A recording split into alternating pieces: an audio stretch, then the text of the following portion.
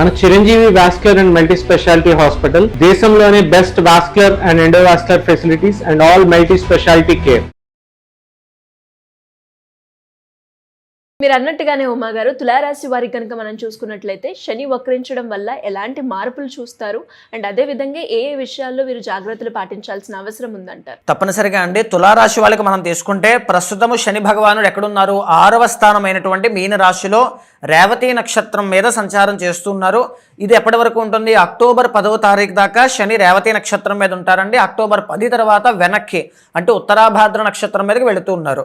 ఇప్పుడు మనం మాట్లాడుకోబోయేటువంటి జూలై 27వ తారీఖు దగ్గర నుంచి డిసెంబర్ 10వ తారీఖు 2026 దాకా 137 రోజుల పాటు శని వక్రగతి అనేటువంటిది కనబడుతుంది.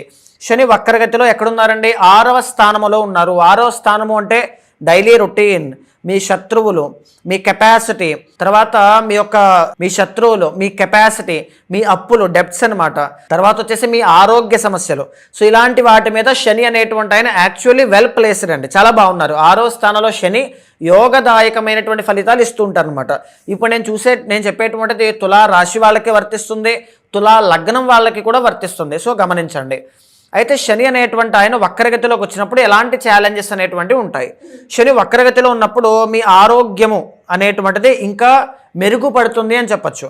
ఫర్ ఎగ్జాంపుల్ 6వ స్థానంలో ఉన్నటువంటి శని మంచి ఆరోగ్యాన్ని ఇస్తారు. ఇక్కడ వక్రగతిలో ఉండి ఆయన ఒక రీఎవాల్యుయేషన్ స్టేట్లో ఉన్నారు అని అంటే మీకున్నటువంటి ఆరోగ్య సమస్యలు ఏంటి, ఒకసారి డాక్టర్ దగ్గరకు వెళ్ళి డయాగ్నోసిస్ చేయించి నాకున్న అనారోగ్య సమస్యలు ఏంటో తెలుసుకుని దానికి ఏం చేయాలి? ఎక్సర్సైజ్ చేయాలా, ఫుడ్ డైట్ మార్చాలా, మెడికేషన్ తీసుకోవాలా, పలానా జాగ్రత్తలు తీసుకోవాలా, వాటర్ ఎక్కువగా తాగాలా, నిద్ర సరిగ్గా పోవాలా.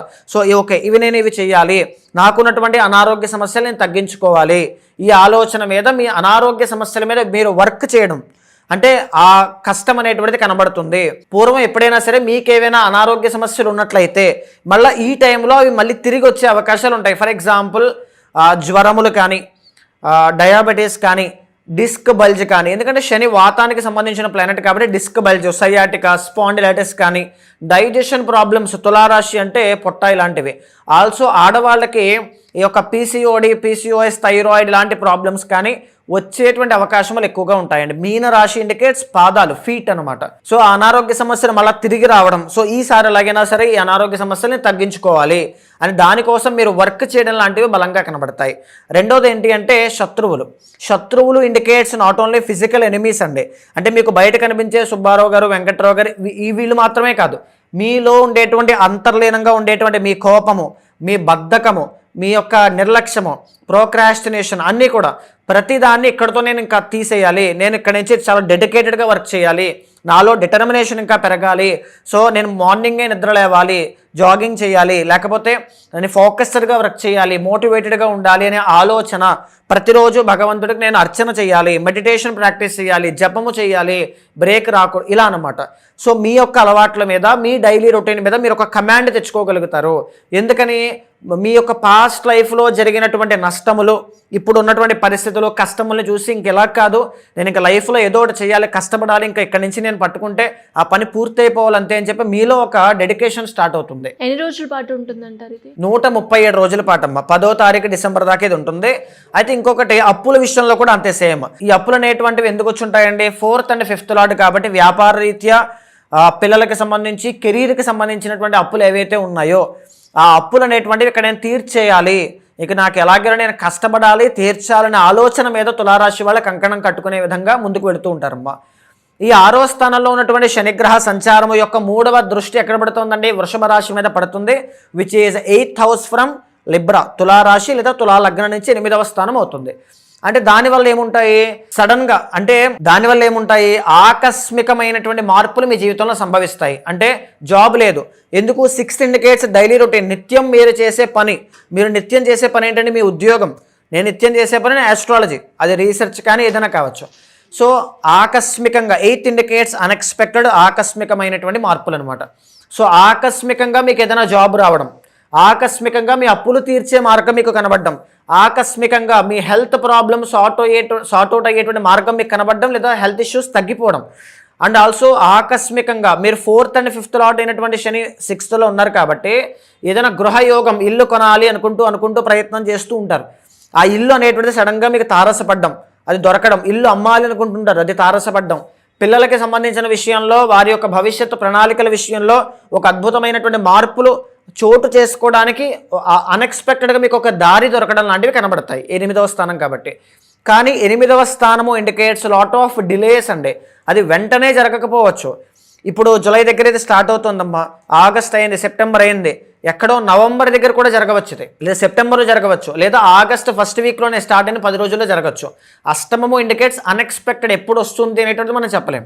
సో శని యొక్క 7th ఆస్పెక్ట్ ఎక్కడ పడుతుందండి? కన్యా రాశి, which is 12th house from Libra ascendant కానీ జోడియాక్ సైన్ కానీ. సో ఇక్కడ మనం చూస్తే 12th ఇండికేట్స్ ఏంటి అంటే ఫారెన్ ల్యాండ్స్, ఖర్చులు, ఐసోలేషన్, హాస్పిటలైజేషన్, బెడ్ ప్లెజర్స్ ఇవన్నీ వస్తాయి. సో ఇక్కడ ఏంటి, సడన్గా మీకు ఏదైనా ప్రయాణము చేయాల్సిన పరిస్థితి, మీరు ఏదైనా ఫర్ ఎగ్జాంపుల్ విదేశాలు వెళ్ళాలండి, ఎప్పటి నుంచో నాకు ఫారెన్ వెళ్ళాలని కోరిక ఉంది, అక్కడ ఎక్కడికైనా ఒక బిల్డింగ్ దగ్గర ఫోటో దిగాలని కోరిక ఉంది. బికాజ్ ప్లెజర్ ఇండికేట్స్ కోరికలు, సుఖం అనుభవించడం అనమాట. సో వెళ్ళాలని కోరిక ఉంది, సో అక్కడికి వెళ్ళేటువంటి అవకాశాలు పడతాయి. ఆల్సో మనం బాగా గమనిస్తే 6th హౌస్లో ఉన్నటువంటి శని యొక్క దృష్టి 12వ స్థానం మీద పడుతోంది అని అంటే అనారోగ్య సమస్యలు అన్ఎక్స్పెక్టెడ్గా తగ్గుతాయి. ఈవెన్ ఇంక్లూడింగ్ సివియర్ హెల్త్ ఇష్యూస్తో బాధపడేటువంటి వాళ్ళకి కూడా, తులారాశి వాళ్ళకి ఇదొక పాజిటివ్ సైన్. అది వెంటనే వస్తుంది అని కాదండి, గ్రాడ్యువల్గా స్టెప్ బై స్టెప్ మీకు ఒక దారి దొరుకుతుంది 12వ స్థానం కాబట్టి. అయితే ఇంకొకటి ఏంటి, ఖర్చులు అన్నమాట. మీరు ఎక్కువగా ఖర్చులు అనేటువంటివి పెట్టవచ్చు. దేనికోసం పెట్టవచ్చు? మీ యొక్క భవిష్యత్తు ప్రణాళికల కోసము. అంటే మంచి అద్భుతమైనటువంటి జీవితం రావడానికి ఒక మంచి ఎస్ఐపి ఇన్వెస్ట్మెంట్స్ కానీ, లాంగ్ టర్మ్ ఇన్వెస్ట్మెంట్స్ కానీ, ఇలాగా డబ్బులన్నీ వేస్ట్ చేయకుండా పర్ఫెక్ట్ ప్లానింగ్తో డబ్బులు ఖర్చు పెట్టవచ్చు. లేదా ఇంకొక పాయింట్ ఏంటి అంటే, మీరు పూర్వం ఏదైతే డబ్బులు ఖర్చు పెట్టి ఉంటారో, ఆల్రెడీ ఎక్కడో ఏదో చీటీ కట్టి ఉంటారు, అక్కడ మోసపోయి ఉంటే అక్కడ భారీ అమౌంట్ ఎక్కడో మీరు నష్టపోయారు. ఇక్కడ మీరు కూర్చొని ఈసారి నాకు వచ్చిన డబ్బుల్ని నేను పర్ఫెక్ట్ ఇన్వెస్ట్మెంట్ చేయాలి, ఇలా పలానా గోల్డ్ కొనాలి, పలానా ల్యాండ్ మీద పెట్టాలి, పలానా ట్రస్ట్ పెట్టడం ఆథెంటిక్ దాంట్లో ఎస్ఐపి నేను చేయాలి, ఇలాంటి వాటిల్లో. అంటే 12th ఇండికేట్స్ ఏంటమ్మా, ఖర్చులు, ఎక్స్పెండిచర్ కదా. ఖర్చుల్ని ప్రణాళికాబద్ధంగా మీరు సిద్ధం చేసుకోవడం, అంటే మీలోనే ఒక మార్పు అనేటువంటిది ఖర్చుల విషయంలో వస్తుంది అని చెప్పొచ్చు.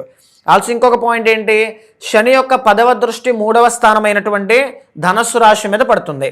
దీని అర్థం ఏంటి, ప్రయాణాలు చేయడం. పరాక్రమ స్థానం మీద పడుతుంది అంటే పట్టుదల అనేటువంటిది స్టార్ట్ అవుతుంది.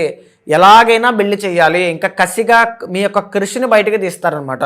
అది శని ఎప్పుడూ కూడా బాగా గుర్తుపెట్టుకోండి. ఒకే ఒక ఏదో తుఫాన్ లాగా అలా 10 నిమిషాలు వచ్చేసి 10 నిమిషాలు వెనక్కి వెళ్ళిపోయి తీసుకెళ్ళిపోరు. బిజినెస్ 1 సంవత్సరం అద్భుతంగా సాగి ఆ తర్వాత మళ్ళీ ఆగిపోవడం లాంటివి ఉండవు. శని ఎప్పుడూ కూడా slow and study career indicate చేస్తారు. సో ఖచ్చితంగా మీ పరాక్రమం కూడా గ్రాడ్యువల్గా ఆ డెడికేషన్ మీలో పెరుగుతుంది. మోటివేషన్ కంటే డెడికేషన్ చాలా ఇంపార్టెంట్. తర్వాత ఏంటి, ప్రయాణాలు చేయడం. మీ సిబ్లింగ్స్, మీ తోబుట్టువులు కానీ, అన్నదమ్ములు కానీ, కొలీగ్స్ కానీ, మీ కింద పనిచేసే వాళ్ళతో మీ రిలేషన్, తర్వాత వాళ్ళ దగ్గర నుంచి మీరు కావాలనుకున్న రిజల్ట్ అన్నీ కూడా రప్పించుకునేటువంటి అవకాశము ఈ 137 రోజుల్లో కనబడుతుంది అని చెప్పచ్చు.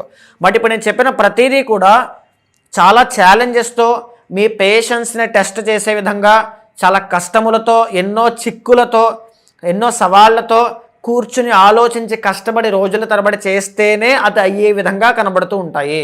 మీ వ్యక్తిగత జాతకంలో అష్టక వర్గలో శని యొక్క బలము ఎంత, మీనరాశికి బలము ఎంత, అందులో ఉండేటువంటి శని వక్రగతిలోకి వెళుతున్నారు కాబట్టి నేటల్ చార్ట్లో ఉండేటువంటి దానివల్ల ఎంత శుభ ఫలితాలు ఎంత పరిమాణంలో ఇస్తాయనేటువంటి దాన్ని చెక్ చేసుకుని దానికి తగినట్టుగా రెమెడీస్ మీరు ఫాలో అవ్వండి, చాలా బాగుంటుంది. మీరు అన్నట్టుగానే ఇంకెవరైనా కూడా ఈ శని వక్రగతి వల్ల ఇబ్బంది పడుతున్నా, లేదు అంటే శని ప్రభావం వల్ల ఇబ్బంది పడుతున్నా, ఏ రాశి వాళ్ళైనా కూడా మిమ్మల్ని వచ్చి దానికి తగ్గట్టుగా పరిహారం చేసుకోవాలి అంటే ఎలా ఉంటుందంటారు? తప్పనిసరిగా అమ్మ, శని అనేటువంటి ప్లానెట్ ఎప్పుడైనా సరే ఒక అద్భుతమైనటువంటి రాజయోగాన్ని ఇస్తారని. వృషభ లగ్నానికి, తులా లగ్నానికి, మకర కుంభ లగ్నాలకి వీళ్ళకి అద్భుతమైన రాజయోగాన్ని ఇస్తారు.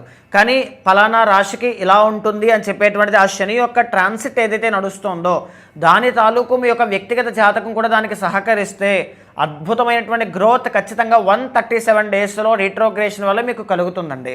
అయితే ఈ శని అనేటువంటి ఆయన దానికి ఎంత బలం ఉందో మనం చెక్ చేయాలి. ఎందుకంటే రేవతి నక్షత్రం మీద ఇప్పుడు ఉన్నారు కాబట్టి. సో ఆ అష్టక వర్గము కానీ అన్నీ కూడా మీ వ్యక్తిగత జాతకం చూడాలి అనుకుంటే తప్పనిసరిగా మీకు కింద కనిపించే నెంబర్కి కాల్ చేస్తే మా వాళ్ళు మీకు పూర్తి వివరాలు అందిస్తారు. మీ యొక్క జాతకాన్ని చూసిన తర్వాత గోచారంతో సమన్వయం చేస్తూ ఏదైనా దోషాలుంటే శాంతి పరిహారములు ఆచరింపచేసి భగవత్ అనుగ్రహం కలిగేలా చేస్తాను. థ్యాంక్ యూ అమ్మగారు, థ్యాంక్ యూ సో మచ్. నమస్తే అండి.